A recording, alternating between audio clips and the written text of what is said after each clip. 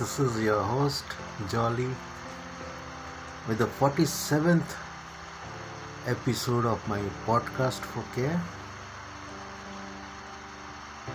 It's been a good journey, a great journey.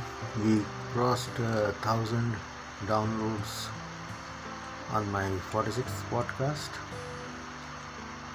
A whole lot of love, a whole lot of suggestions and feedback on how we have been doing and how people have been benefiting from us. Continuing that, today what I'm going to talk about is moods. We all say I'm not in a good mood or in a very happy mood. A mood describes our overall mental dispensation these days. Why I'm saying these days is the corona pandemic has impacted all of us. Firstly, it has impacted us financially, either because of the lockdown or slowdown or job losses or salary cuts. The other has been in terms of relationships, and third has been in terms of education for the kids. Now let's look at it differently. Let's look at how we can handle this in a different perspective. Financially, we know we can't do anything about it. We have to keep on searching for our jobs, we have got to keep on looking at alternatives, we have got to keep on looking for reskilling ourselves and doing things in a different manner so that we remain relevant and we continue to earn bread for our family. So we have taken it for granted, and I think in the last 7-8 months we have moved forward, moved ahead of the immediate impact of financial crisis that we faced, and most of us would have settled down either in poverty or in whatever way we find ourselves to be in. We would have settled down in our lives and we would have chosen a way how to take our lives forward. Now that has left us with a lot of fear in terms of what are we going to do? How will we keep our livelihood? How will we keep our paying our bills? These are the questions which needs to be answered, and these are the things which are very important for us to handle. What happens is that these questions impact our mood. One is we feel a sheer disgust as to why we are in this situation, as to why things are happening in the way they are happening, and why can't we take care of ourselves in a manner we think it is the best way to take care of ourselves. Maybe other organizations are not working in the same manner as your organization is. Maybe the whole society has gone into a tailspin. It is too early even now to say which way the economy will move. So that gives a huge amount of fear leading to anger, because you can't do anything. At best you can shout at yourself or fight with somebody, but that's not going to resolve your problems. That's going to aggravate it. And after anger comes in the feeling of disgust. Oh God, now I can't do anything. I think there are two basic elements that we need to take care of in these days of pandemic. One is to keep on moving forward. Let's not get stuck up in the same place, in the same manner, and thinking about and procrastinating what to do and how to do. I think if we take this forward and start doing something, we will achieve some result. We will move forward in some manner, We will try to overcome the surprise factor which the pandemic took us by. We will try to overcome the anger which we felt within ourselves as we saw job losses or faced job losses, or as we saw business opportunities go down and spending power go down, and the whole life has got impacted. We've gone topsy-turvy in all aspects of our life. When in a situation like this, most of us use languages or words which we normally say as doing away with. Normally don't use harsh words, normally don't use accusative words, normally don't be judgmental of people. But if you are in a situation like this, stressed out, depressed, don't know what to do, you tend to become judgmental. You tend to use words indiscriminately. That lands you into more trouble later on. So while we are going through this pandemic, we are going through a huge storm, keep your head low, cover yourself. You don't need to utter anything. You don't need to utter a wrong word. It will not help you. Rather, it may complicate you when things start improving and when you reach out to people for helping you out. At that time, these words could come back to you and impact you in a different manner. So don't end up in a fight unnecessarily. Don't end up into an argument trying to prove your point. You will not get anything.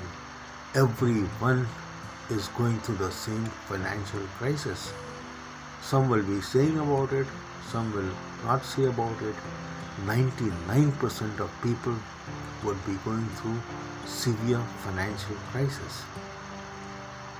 Be compassionate. Understand why people are behaving the way they are behaving. And ensure that you don't end up behaving the way that they are behaving. Hold your head high. Be nice, soft, simple. Be reasonable. Be compassionate. Don't use harsh words. You will never regret in your life. Don't try to pay back people in their own coins. This is not the right time for that.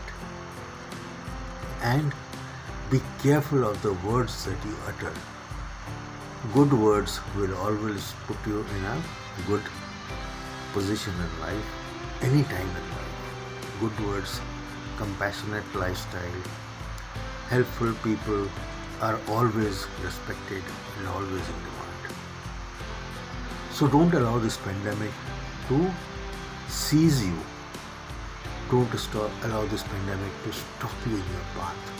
Move on in life. That is the key. Don't use harsh words. And similarly is for relationships. This is tough time for relationships.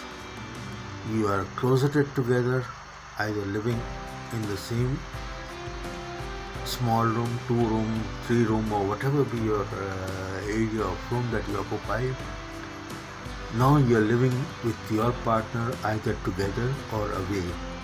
So if you have a boyfriend or a girlfriend, you would be away from them for a long time. Now that's impacting relationship. Why? As kids, they could easily go out and play with friends. No, they can't. So kids are going through a severe stress. So you as parents would need to take care of those stress and help them to overcome those stress in a positive manner. If you have teenagers, they would be stressed because they can't meet their friends. Leave boyfriends or girlfriend. I think that is secondary now. They can't even meet their friends. So whatever has been building up in them, in their thoughts, because of their age, of their changing physiology, of changing hormones, they need friends.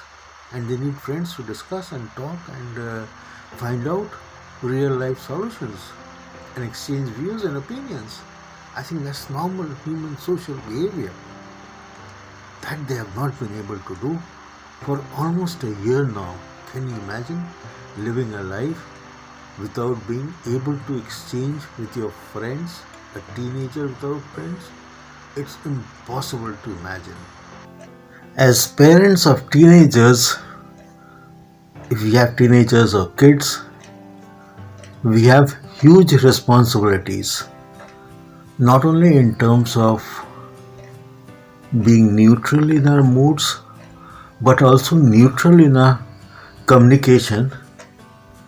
In fact, we should be more compassionate, more understanding of them than in normal times. The choice of words, how we express our words, how we influence the words to come out based on our moods is the key to a successful relationship, and that is important.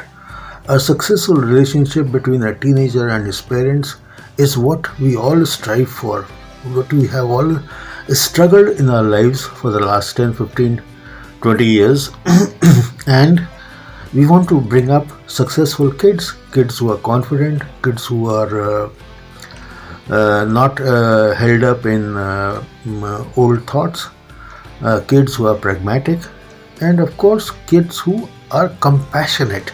And if they don't see compassion in you, how will they imbibe compassion?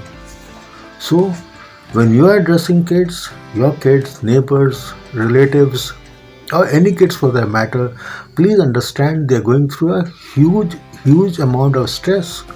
Maybe our society does not allow us to tell that in India. Other countries perhaps it does, so teenagers over there are far more liberal today. But looking at our situation in India, our society, I think we need to be a lot more compassionate towards our teenagers than what we are today. And we need to show them far more love and care than what we do today, because there are multiple things happening. Their own personal relationships would have perhaps gone haywire. Their social network would have gone haywire. Their education would have been into jeopardy. The career would be at stake. Just imagine somebody losing out a year.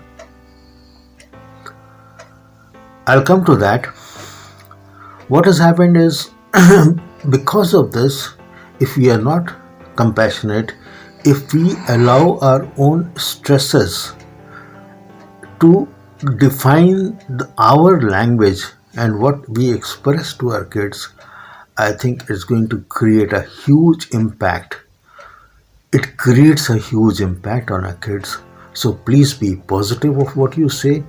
Behave with them positively, act with them positively, show compassion, use the right choice of words.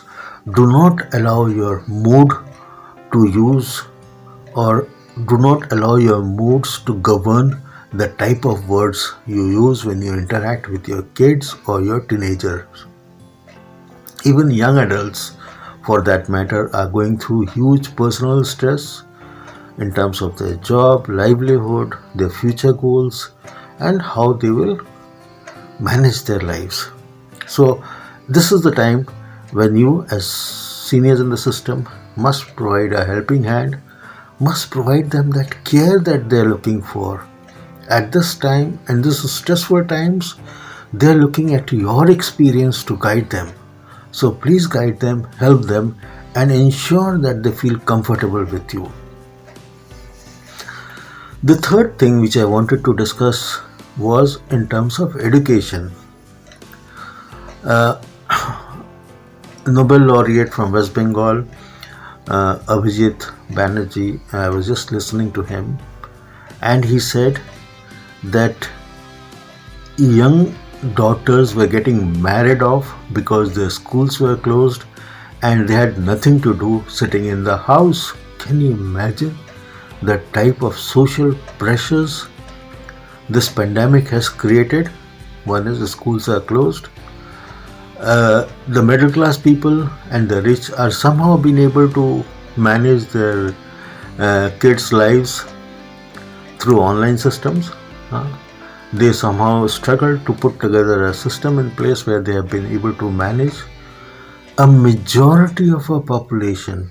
Close to 50% of them would be those families who cannot afford 2 square meals.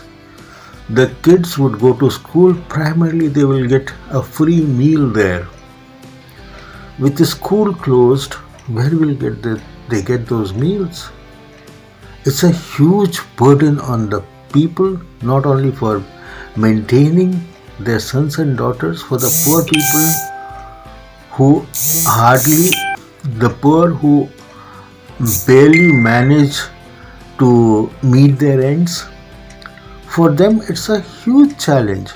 So, what I was hearing him, he was saying that daughters are getting married off because they can't keep them in their house. They're neither going to school, and what will they do sitting in the home? So they're getting married off. Just imagine the type of social pressure that is building up on kids, especially those kids who are poor and who can't afford a proper system, a proper education, and the government needs to seriously think about it. I think um, Professor Banerjee was really great in analyzing this, and I think we need to focus on them and help the children who are poor in coming up and meeting their educational goals. One important aspect of our lives have been our spouses or our girlfriends or live-in partners, whoever we share our most intimate moments. They have taken a full brunt of stress and depression. They not only have taken care of us, they have taken care of the kids, they have taken care of the elderly and neighbors and friends and so many other people.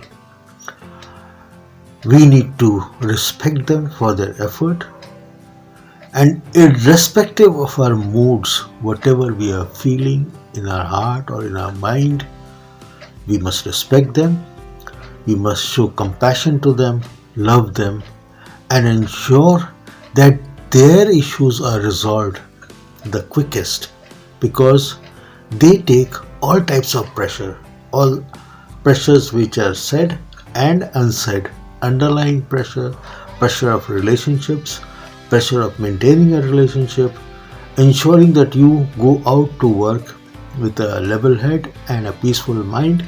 Now they have a huge contribution in our lives in normal times. In times of stress like this pandemic, I think they have played the greatest role of as a wife, girlfriend, partner, mother, daughter, daughter-in-law, and so on. I mean, there is no end to their roles. So we must really be compassionate and understand their perspective. See, they carry a huge unsaid burden. Why I'm saying unsaid? Because we hardly ever try to assimilate or understand their stress, their depression, what is going in their mind, their future, the kids' future, and so many things play up, and nothing is under their control, not even the earnings. They just have to do things the way they have been doing it, keep it as normal as possible, and ensure that everybody in the family is less stressed. So do not allow our moods to talk to them in a manner which is inappropriate. We must respect them. We must allow them the freedom to express themselves amongst the family members and the society at large. And we must honor their commitment. We must respect their commitment. That's important, because if they wouldn't have been there, our lives would have been completely torn apart. So they have played a huge role in making us stable, in ensuring that we continue to live a life comfortable and a life hopeful of a better tomorrow. Compassion is the key. We cannot be judgmental with them. We cannot use low, snide, or low level remarks against them. We cannot use wrong language with them. Most of all, we cannot be judgmental about them. And you know where this judgmental and communication all comes from?